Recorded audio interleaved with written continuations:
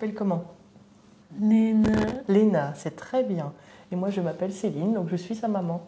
Est-ce que tu peux nous dire quelle crainte tu associes avec une crise? Quand tu fais une crise, qu'est-ce qui se passe après? Et comment tu es? Je pleure après. Tu pleures après, oui, parce que ça te fait du bien. Ça me fait du bien. C'est ça. Je me souviens. Tu ne te souviens pas quand tu pars dans la lune. Oui. C'est des larmes, la crainte de quelque chose qu'elle n'a pas vécu en fait. Est-ce que vous pouvez nous raconter comment vous vivez la crise de votre enfant? Pas bien, forcément. C'est de la précipitation, c'est se couper avec soi-même pour agir vite, c'est regarder sa montre parce qu'on sait qu'à plus de 5 minutes, il faut donner un protocole particulier, le buccolam en l'occurrence. Donc c'est en même temps regarder son enfant, le protéger parce qu'il y a les chutes évidemment. Donc moi souvent je l'accompagne au sol parce que la crise démarre souvent au repas quand elle est assise et à un moment donné il faut l'accompagner au sol pour la mettre en position latérale de sécurité, agir vite et puis après la crise, donc elle revient à elle et moi aussi du coup, mais c'est souvent comme elle avec du soulagement et des larmes. Elle a des crises à type d'absence. Voilà, c'est ce que quand ça a démarré, moi j'imaginais que c'était un peu, on aurait dit du somnambulisme en fait. C'est un comportement qui est tout à fait atypique. Les premières fois, elle pouvait aller mettre un yaourt dans le jardin à la place d'aller le mettre à la poubelle. Elle a un langage qui est tout à fait confus. Il y a aussi effectivement les crises plus typiques qu'on connaît, qui sont celles qui sont convulsives. Quels sont pour vous les risques principaux d'une crise? Le premier risque, c'est la chute, évidemment, de se faire mal. Comme je l'expliquais régulièrement, pour moi, la crise, c'est comme une petite mort, en fait. Même si j'en ai discuté longtemps avec la neurologue, on sait que la plupart du temps, ces crises-là n'entraînent pas la mort, bien heureusement, bien que possible. Mais moi, je l'assimile souvent à ça, une petite mort, et puis avec l'idée de me dire est-ce qu'elle va revenir à elle et dans quelles conditions. Il y a eu une crise particulièrement où elle a mis très longtemps à reparler. Donc là, tout nous passe par la tête. On se dit est-ce que le langage va revenir? Est-ce que la cognition ne va pas être impactée? Est-ce qu'en termes de réflexe, de langage, de réflexion, est-ce que tout ça va revenir en fait? C'est des questions perpétuelles en fait. Et puis l'angoisse tout le temps. Et toi, Léna, est-ce que tu peux nous dire quels sont les risques que tu associes à une crise? Vas-y. Je ne suis pas en forme, je suis très fatiguée. C'est ça. Elle n'est pas en forme, elle est très fatiguée. Voilà. Pour elle, la principale répercussion, puisqu'elle ne se souvient pas de la crise, c'est une grande fatigue derrière. Et puis un ralenti qui se manifeste nécessairement. Comment l'épilepsie influence vos relations? Pour moi, en tout cas, il n'y a pas d'influence sur les relations en tant que telles. Pour ma part, avoir un enfant en situation de handicap n'a jamais influencé mes relations et je me suis toujours moquée du regard des autres. L'épilepsie fait partie de ce handicap et donc c'est pour l'épilepsie la même chose. En revanche, ce n'est pas tant les relations que ça influence, c'est surtout le quotidien parce qu'il faut, pour moi en tout cas, pour nous, penser à tout. Penser à prendre le buccolam, se dire attention où on va, s'il y a du bruit, s'il y a de la foule, s'il y a une fatigue qui va se faire ressentir. Mais il nous est arrivé d'avoir des crises dans les magasins, par exemple, avec du monde autour, où Léna avait un comportement atypique, comme je pouvais le décrire tout à l'heure. Eh bien, ma foi, oui, les gens regardent, les gens s'interrogent. Tant pis, voilà, moi j'agis de la même façon, je surveille, je compte le temps, j'attends que ça passe. Pour autant, je ne m'excuse pas, je me moque du regard des autres et mes relations n'en sont pas impactées en tant que telles. C'est vraiment la vie au quotidien qui en est impactée. C'est quelque chose qui a été parlé, expliqué, tant en famille que pour les amis, même dans le milieu professionnel. Dans mon milieu professionnel, que ma fille est épileptique, que je peux à tout moment partir si elle fait une crise, et c'est déjà arrivé. C'est de l'information, c'est de l'échange, mais pas d'impact. Alors l'épilepsie, pour tous dans la famille, surtout pour sa grande sœur et sa grand-mère, c'est arrivé comme une tornade. Ça a été quelque chose de soudain. On ne s'y attendait pas, c'était un mois d'août au matin. Elle a poussé un râle terrible dans la salle de bain, elle est tombée. Connaissant un peu ce que c'était que l'épilepsie, pour avoir eu des collègues qui étaient épileptiques, j'ai compris ce que c'était. Quand ça arrive, c'est un bouleversement, ça se surajoute au handicap. C'est pas quelque chose de simple à gérer, oui, dans ce sens-là, oui. Malgré la peur énorme. Je m'interdis de rester à la maison et de vivre dans l'entre-soi parce que sinon, alors là, c'est la fin de tout. Est-ce que l'épilepsie, elle influence tes relations avec tes amis ou tes proches? Est-ce que tu en parles avec tes copains de l'épilepsie? Non. Toi, qu'est-ce que tu préfères faire avec tes copains? Je préfère chanter. Tu préfères chanter, oui. Toi, tu préfères t'amuser que de penser à l'épilepsie. Et tu as bien raison. Ils font beaucoup de karaoké dans son foyer. Elle a le réflexe, elle, en revanche, de prendre tout le temps sa trousse de secours avec elle, avec le petit tube de Bucolam. Tous les professionnels, grâce à l'équipe Relais Handicap Rare, ont été sensibilisés à l'épilepsie. Donc, ils savent que quand elle sort, ou elle-même, elle a le réflexe, elle prend sa petite trousse de secours et puis elle part avec, elle sait que c'est pour ça. Quel est l'impact de l'épilepsie sur ton autonomie? Qu'est-ce que tu prends? Je prends ma trousse de secours. Tu prends ta trousse de secours. C'est ça, tu prends ta trousse de secours tout le temps avec toi. C'est très bien. Oui, c'est ça. Est-ce que tu fais tout ce que tu as envie? Oui. Oui. Qu'est-ce que tu fais de beau, toi? À ton foyer, tu fais quoi? De la peinture. De la peinture. Tu chantes, oui. Et puis? Au cinéma. Au cinéma, oui. Et puis, ce que tu adores avec les boules? Au bowling. Au bowling. Ah oui, voilà, c'est ça. Ah oui, oui, tout à fait. C'est une hypervigilance au quotidien. Là, vous voyez, par exemple, elle est un peu enrhumée, donc je suis en hypervigilance parce que je me dis pourvu que le simple rhume n'impacte pas la fatigue, la fièvre, et que ça ne déclenche pas de l'épilepsie. Donc c'est de l'hypervigilance au quotidien. C'est une organisation très rigoureuse dans la prise de traitement. Parce qu'il faut, une fois j'ai oublié une prise de médicaments, elle a fait une crise d'épilepsie terrible, c'était en plein mois de décembre, Donc il faut vraiment être très très rigoureux sur ça aussi, prendre le Bucolam avec soi tout le temps. Elle aime bien aller sur la fête foraine et alors non pas monter sur les manèges, mais par exemple regarder les manèges, écouter la musique. Donc là, moi, je me suis renseignée auprès de la neurologue pour savoir si c'était une épilepsie qui pouvait être activée par le bruit, les lumières, etc. Donc quand j'ai eu confirmation que non, j'ai pu l'emmener sur la fête. Voilà. Encore une fois, j'essaye de ne pas m'interdire de faire les choses, de ne pas lui interdire de faire des choses qu'elle aime, mais en ayant toujours cette vigilance-là de se dire, attention, est-ce que je peux le faire avec l'épilepsie? Voilà. Je sais que c'est pas simple parce que l'épilepsie c'est quelque chose de difficile, on n'en parle encore pas assez, mais être résilient avec soi-même, avec son enfant ou son proche épileptique, et ne pas s'empêcher de vivre malgré toutes les difficultés que ça peut comporter. Voilà. Est-ce que l'épilepsie ça t'embête ou est-ce que toi tu arrives à vivre ta vie tranquillement comme tu veux? Oui? Oui, tu arrives à vivre ta vie tranquillement? Comme tu veux? Oui? Ça c'est chouette alors. Ça c'est le plus beau des messages. Moi le rôle de l'équipe Relais Handicap Rare et de la coordination de parcours, surtout moi je ne vais pas pouvoir témoigner de comment je vis la crise puisque j'accompagne pas directement Léna. En revanche, je dirais qu'on peut peut-être signifier qu'il y a un petit peu 3 dimensions dans l'accompagnement. Moi je vois les choses un petit peu comme ça, spécifiquement par rapport aux situations d'épilepsie sévère. C'est la question de l'écoute, de la compréhension surtout, de là où en est l'aidant, l'entourage proche et la personne concernée, justement de comment ils vivent les crises, comment c'est ressenti, comment c'est perçu.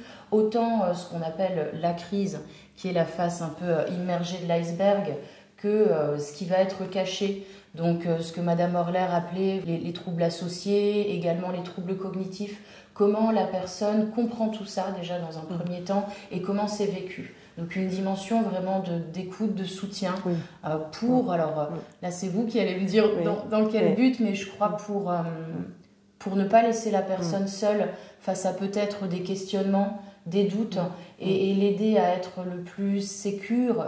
Attention, en toute humilité, le plus sécure possible dans les décisions qui seront prises et le chemin qui sera choisi pour et avec la personne concernée. Je dirais, ça c'est peut-être une première dimension. Et la deuxième dimension de ce soutien-là, ça peut être aussi dans les mises en lien et les mises en lien avec les partenaires. Alors, Madame Horler parlait tout à l'heure effectivement du service de neurologie, de l'infirmière en pratique avancée. Donc, c'est des personnes qui sont déjà côtoyées par les dents, par l'entourage, par la personne bien sûr. Mais peut-être c'est aussi soutenir, aider à s'autoriser à.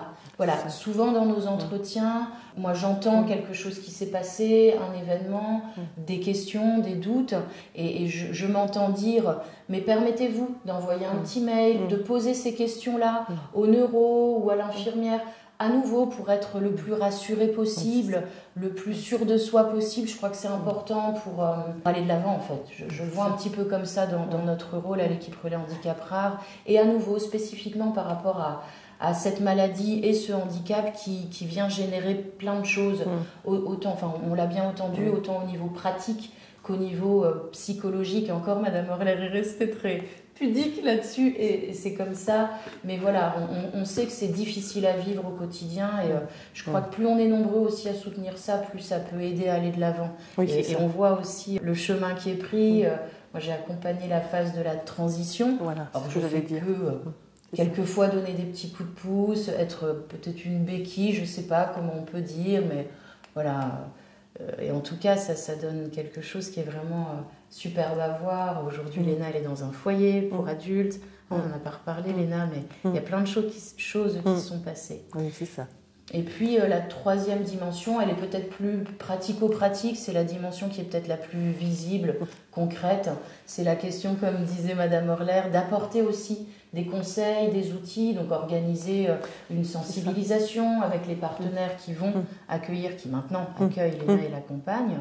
Construire aussi des outils. Alors, moi, je n'ai pas construit grand-chose. J'ai proposé, voilà, c'est là aussi où on travaille main dans la main, je crois, c'est proposer des outils. Et après, Madame Horler s'en est saisie ou pas, les a ajustés. On les a construits aussi avec Ludivine, l'infirmière en pratique avancée. Enfin, voilà, tout ça, c'est, je dirais, un écosystème ou un système tout court qui va permettre à nouveau de favoriser la réalisation du projet. Donc là, c'était permettre à Léna d'aller dans un établissement pour adultes. Et un établissement qui te plaît, Léna, que tu as choisi, qui te convient. Oui, c'est ça. Tu peux en parler d'ailleurs, si tu veux. Tu es contente d'être au foyer ? Oui. Oh oui. Ouais. Ah oui. Parce qu'en termes d'autonomie, voilà, il y a eu un gros boulot de fait. Moi, j'ai dû savoir, et je ne l'avais pas retenu, que tu sais que tu dois prendre ta trousse à chaque fois que tu sors. Enfin voilà, c'est des choses très importantes qui montrent bien aussi comment l'autonomie, elle est possible. C'est ça. Avec l'épilepsie, avec les crises, avec des troubles associés. Et il y a un travail derrière, un travail qui est surtout mené... par les dents, par l'entourage, par les établissements aussi qui ont bien, pas les dents, là. qui ont bien voulu travailler avec Madame Horler, qui ont bien voulu écouter, aller dans le sens... Oui. Ouais, pas celle-ci, mais c'est aussi des dents, c'est vrai. Aller dans le sens de ce qui était souhaité par la personne. Je crois qu'il y a aussi là-dessus un respect important, enfin un respect même tout court, de base, un respect de base à avoir envers les choix de la personne, de son entourage, et c'est ça qui amène vers un projet réaliste, faisable et qui se concrétise. C'est ça. Pour le coup, j'ai trouvé que Madame Bélinger était très humble, mais elle a eu un rôle extrêmement important dans le parcours de Léna et dans le mien par rapport à Léna, pardon. Parce qu'effectivement, ce rôle de réassurance, de sécurisation, il a été essentiel parce que Léna et moi, on est très fusionnels et la transition vers le monde adulte, c'était comme franchir un abîme, c'était énorme. Et l'épilepsie par là-dessus n'a pas du tout aidé à me rassurer dans cette transition-là. Je suis vraiment heureuse qu'on m'ait conseillé, je crois que c'était une collègue à l'époque qui m'a conseillé l'équipe Relais Handicap Rare. Et quand j'ai eu Madame Bélinger qui tout de suite dédramatisait l'épilepsie, mais sans s'en moquer, si vous voulez, sans se moquer de ce que je ressentais. Ça a déjà été une première étape, voilà, des fondations, quelque part, en se disant, bah oui, c'est dur, c'est ce qu'on vit là, c'est terrible, mais les choses sont possibles. Voilà. Et on a effectivement ensemble construit, et beaucoup avec son aide, le parcours de transition au travers effectivement du lien. Voilà, ça c'est indéniable, les liens qui ont été faits, c'est tout un maillage qui s'est tissé autour de Léna pour parler de l'épilepsie, pour donner des informations aux personnes, aux professionnels qui gravitaient autour de l'ENA. Dans les différentes immersions qu'on a eues, que l'ENA a faites pour tester les foyers dans lesquels elle aimerait aller, eh bien, certains professionnels avaient peur de l'épilepsie, ne connaissaient pas, et l'accueil de l'ENA n'était pas possible en raison de ça. Et le foyer dans lequel elle est, et je ne les remercierai jamais assez, ont d'emblée saisi l'opportunité d'avoir une sensibilisation par l'équipe relais handicap rare, ont découvert qu'effectivement l'épilepsie, c'était pas seulement que des crises convulsives, mais ça pouvait être un langage hors norme, un petit peu atypique, ça pouvait être se figer un instant, ne plus bouger, avoir un regard hagard, enfin voilà, c'était d'autres choses que ce qu'on connaissait de l'épilepsie. Et pour le coup, tout a été fait pour un accueil autour de ça qui a été vraiment efficient, efficace et bienveillant. C'était déjà extrêmement important. Quant aux outils, oui, je m'en suis saisie parce que c'était des outils pour moi qui me semblaient extrêmement importants. Il y en a eu deux. Le premier, l'air de rien, qui a été le calendrier des crises. On a le calendrier des crises où je notais systématiquement quand l'ENA faisait une crise d'épilepsie, à quel moment de la journée, si c'était pendant le repas, et souvent c'était le cas. Et comme ça, avec cet outil-là, ça me permettait d'avoir un dialogue plus co-construit avec sa neurologue, qui pouvait analyser les différents moments, ce qu'elle vivait après, la fatigue, etc. Donc c'était un support extrêmement utile. Et le deuxième support a été le passeport d'accompagnement où là, j'ai pu écrire avec l'ENA ce qu'elle aimait faire, qui elle est, ses difficultés, ses habiletés, ses compétences, le fait qu'elle ait de l'humour, voilà, qu'elle soit une jeune fille voilà, qui aime la vie. Donc tout ça, quelque part, c'était un petit peu figé au travers de l'écrit et diffusable. Et chacun pouvait s'en saisir. Au fur et à mesure des immersions qu'elle a faites dans le foyer dans lequel elle est aujourd'hui, les professionnels ont joué le jeu, elles ont fait des photos qu'on a réimplémentées dans le petit dossier, le petit livret d'accompagnement. Enfin, et ça a été quelque chose de vivant qui a permis aussi, un outil qui a permis cette transition-là. Il a permis de vivre la transition au fur et à mesure du temps. Le fait de la disponibilité voilà, de Madame Bélinger, le fait de me mettre en lien aussi avec une infirmière en pratique avancée et vraiment aussi qui a un rôle extrêmement important parce que voilà, moi, je suis quelqu'un d'assez anxieux, donc dès que quelque chose arrive, une prise de sang qui n'est pas tout à fait normale, je peux écrire tout de suite à Ludivine et puis lui dire est-ce que c'est normal, et pareil, elle a une réactivité qui est vraiment fabuleuse et rassurante parce que si on attend des mois et des mois avant d'avoir une réponse, c'est pas du tout rassurant. On reste avec nos questionnements en tant que parents, avec nos angoisses. Et puis c'est là que tous les fantasmes arrivent en se disant voilà, là c'est dû à ça. Et puis alors évidemment, on fait comme tout bon parent qui se respecte, on va sur Internet, on cherche. Et on trouve des choses qui n'ont rien à voir, mais qui angoissent encore plus. Donc voilà, là, au moins, voilà, j'ai un relais qui est sûr, qui est crédible, qui est compétent. Et voilà, ça n'a pas de prix. Dans ces situations-là, ça n'a pas de prix. Pouvoir être là, justement, pour éviter que les choses, elles s'emballent. Voilà. Elles s'emballent et qu'elles deviennent trop importantes et qu'elles empêchent de faire, qu'elles empêchent de décider, voire qu'elles amènent à décider autrement et peut-être défavorablement par rapport à la liberté aussi de la personne. C'est très bien dit. Oui. Et c'est pareil par rapport à l'ENA. Ce qu'il y a aussi d'important pour moi en tant qu'aidant, c'est autant que faire se peut, parce que voilà, c'est parfois très compliqué, mais autant que faire se peut de faciliter et de mettre en avant son autodétermination. Voilà, c'est elle qui doit choisir ce qu'elle souhaite faire de sa vie, tant dans le choix du foyer qui a été le sien, puis dans tout ce qu'elle fait au quotidien. Et quand elle est empêchée de faire parce qu'il y a eu une crise d'épilepsie, qu'on ne peut plus faire ce qu'on avait prévu de faire parce qu'elle est fatiguée, parce qu'il y a eu des conséquences après, etc., je lui explique. Je lui explique pour qu'elle comprenne, pour qu'elle ne soit pas frustrée ou triste, même si elle l'est quand même parfois, mais voilà. Aller vers une forme de dédramatisation, aider la personne à faire au mieux avec, parce que Madame Horler l'a dit, il n'y a pas vraiment le choix. Et en même temps, si on se prive de tout un tas de choses, c'est des renoncements aussi pour les deux, pour la personne concernée et son entourage. Donc peut-être, voilà, pour pouvoir guider ça, tout en ne banalisant pas non plus. Voilà. Oui. C'est dédramatiser sans C'est ça. banaliser. Tout est toujours à entendre, à prendre en compte, je crois, dans ce qu'on renvoie à la personne qu'on accompagne. Hein. Donc c'est autant l'aidant, voilà, puisque c'est le terme utilisé aussi aujourd'hui, et la personne concernée. Toi aussi, mais voilà. Et être disponible quand c'est rendu possible par nos organisations de travail aussi. Et moi, j'ai cette chance-là.